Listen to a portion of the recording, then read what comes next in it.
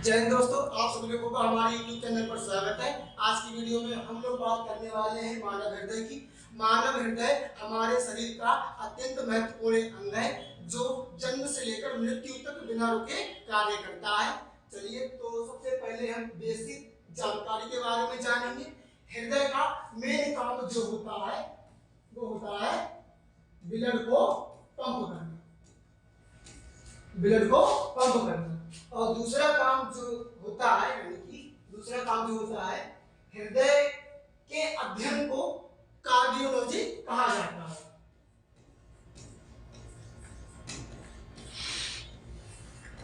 ये होगी पहली बात, ये होगी हमारी दूसरी बात। और तीसरी बात, हृदय 1 मिनट में 72 बार तक धड़कता है। और चौथी बात, इसका भार जो होता है वो 300 ग्राम का होता है, चाहे मेल से चाहे फीमेल से। फीमेल्स में वैसे अधिकांश चीजें कम पाई जाती हैं, जैसे आप लोग अपने ब्रेन का भार ले लीजिए, अपनी बॉडी का भार ले लीजिए, आपके ब्लड में हीमोग्लोबिन की मात्रा ले लीजिए। अधिकांश चीजें कमी होती है, लेकिन ये एक ऐसा अंग है जो मेल में भी 300 ग्राम का होता है, फीमेल में भी 300 ग्राम का होता है। तो ये रही हमारी बेसिक सी जानकारियां। अब हम बात करेंगे हृदय की संरचना के बारे में, कैसे कार्य करता है और ब्लड को कैसे पंप करता है। तो चलिए, पहली बात तो हम ये जानेंगे कि हार्ट में 4 चैम्बर होते हैं, 1 2 3 4। कितने चैम्बर? 4। जो ऊपर के चैम्बर होते हैं उन्हें कहा जाता है अलिंद, जो नीचे के चैम्बर होते हैं उन्हें कहा जाता है नीलन। तो 2 चैम्बर है, 2 इधर भी है। एक देखो आप लोग लेफ्ट साइड में, एक राइट साइड में। तो जो लेफ्ट साइड में ऊपर वाला चैम्बर होता है उसको कहा जाता है बायां अलिंद।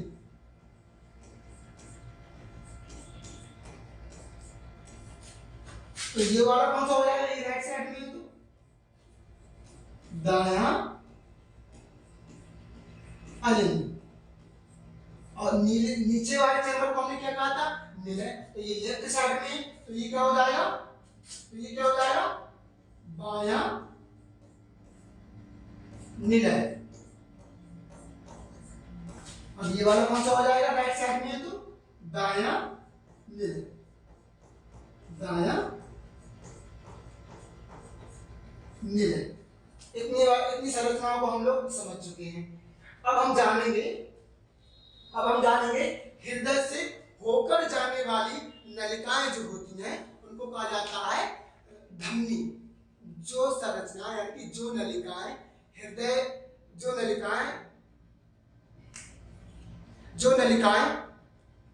हृदय से निकलती हैं उनको कहा जाता है धमनी।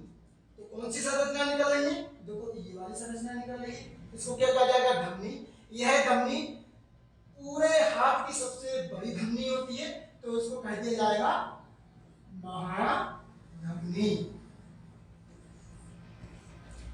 ये भी हार्ट से निकल रही है तो इसको भी क्या कहा जाएगा? धमनी। लेकिन ये धमनी कौन सी होती है? फुफ्फुस धमनी। अब इसे फुफ्फुस धमनी इसलिए कहा गया है क्योंकि ये फेफड़ों की तरफ जाती है, इसलिए इसे क्या कहा गया है? फुफ्फुस धमनी।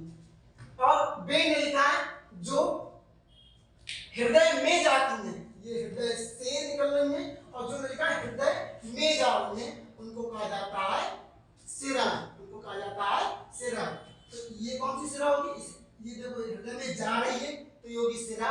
अब ये सिरा, जैसे ये है धमनी, यह धमनी पूरे हृदय की सबसे बड़ी धमनी थी, इसलिए इसे महाधमनी कहा जाता। ठीक उसी प्रकार से यह भी सबसे बड़ी सिरा है क्योंकि इसका आकार भी सबसे बड़ा होता है, तो ये हो जाएगी हमारी महासिरा। और इसे इंग्लिश में बोलते हैं वेना कावा। और ये फुफ्फुस धमनी को हम लोग पल्मोनरी वॉल भी कहते हैं। ठीक, इसके अलावा भी आप लोग देखोगे ये वाली जो संरचना आपको दिखाई दे रही है इसे कहा जाता है ट्राइकॉस्पिड वॉल। और आपको जो ये वाली संरचना दिखाई दे रही है, ये वाली संरचना जो दिखाई दे रही है इसको कहा जाता है बाइकॉस्पिड वॉल। क्या कहा जाता है? बाइकॉस्पिड वॉल। और स्पीड बॉक्स। अब हम जानेंगे हमारा हृदय रुधिर को कैसे पंप करता है। तो चलिए शुरू करते हैं। तो जब वाटर बदल देते हैं, जब रुधिर हृदय में प्रवेश करता है, प्रवेश किसमें करेगा? जो नलिका हृदय में जाएगी, और हृदय में जाने वाली नलिका को क्या कहा था हमने? शिराएं। तो ये महाशिरा था। ये महाशिरा क्यों था? क्योंकि ये सबसे बड़ी शिरा थी। तो रुधिर सबसे पहले महाशिरा के द्वारा कहां पर होगा? एंटर दाया अलिंद में। दाया अलिंद में जाने के बाद में यह इस वाली बॉल से, यानी कि ट्राइफॉस्फेट बॉल से जाएगा कहां पर? दाया निलय में। और दाया निलय के बाद में यह फुफ्फुस धमनी के द्वारा फेफड़ों में पहुंच जाएगा, और फेफड़ों में इसमें मिल जाती है ऑक्सीजन। अब जब ऑक्सीजन मिल जाती है तब ये हो जाता है हमारा लाल कलर का। अब ये फेफड़ों में पहुंच गया। अब फेफड़ों के बाद में आता है ये, अब देखो ये वाली संरचना जो हमारी हृदय में जा रही है, इसको भी क्या कहा जाएगा? शिरा कहा जाएगा। लेकिन शिरा नहीं, इसे कहा जाएगा फुफ्फुस शिरा। फुफ्फुस शिरा। ब्लड फेफड़ों में जाने के बाद में फुफ्फुस शिरा से होते हुए बायां अलिंद में प्रवेश करेगा। बायां अलिंद में प्रवेश करने के बाद में बाइफॉस्फेट बॉल से होते हुए यह बायां निलय में प्रवेश करेगा। अपना बायां निलय में प्रवेश करने के बाद में यह पूरी बॉडी में चला जाएगा। इसके द्वारा महाधमनी के द्वारा, यानी कि ऑर्टा के द्वारा।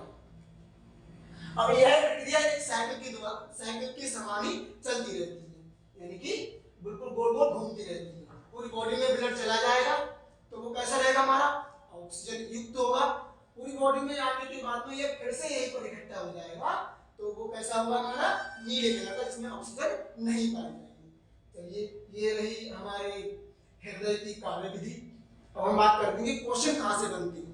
क्वेश्चन आपके यहाँ से बनते हैं कि हृदय की सबसे बाहरी परत होती है, उसको क्या कहा जाता है? तो उसको कहा जाता है पेरिकार्डियम। पेरिकार्डियम। और जो आंतरिक परत होती है ये वाली, इसको कहा जाता है एंडोकार्डियम।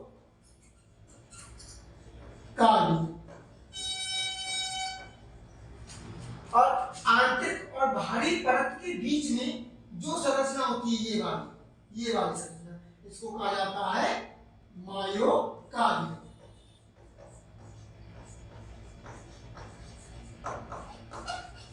मायोकार्डियम। यहाँ से अधिकांश क्वेश्चन बनते हैं, इस चीज को जरा ध्यान से समझिएगा आप लोग। अब हम बात करते हैं, जैसे किसी को हार्ट अटैक आया तो क्या होता है? ऑपरेशन। तो उसको कहा जाता है बाईपास सर्जरी। इसके अलावा हृदय से संबंधित कोई भी बीमारी हमें होती है तो एक चेकअप होता है जिसका नाम होता है ईसीजी। क्या होता है? ईसीजी, यानी कि इलेक्ट्रोकार्डियोग्राफ। यहाँ से क्वेश्चन आप लोगों के ज्यादा ही बनते हैं। अब हमने देखा था कि इसका काम क्या होता है? ब्लड को पंप करना। क्या काम होता है? ब्लड को पंप करना। तो 1 मिनट में कितनी बार धड़क रहा है? 72 बार धड़क रहा है। एक सामान्य मनुष्य में कितना ब्लड होता है? लगभग 5 लीटर।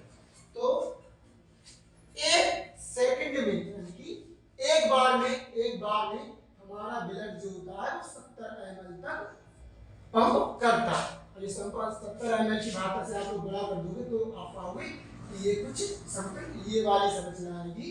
तो हम देख सकते हैं कि हृदय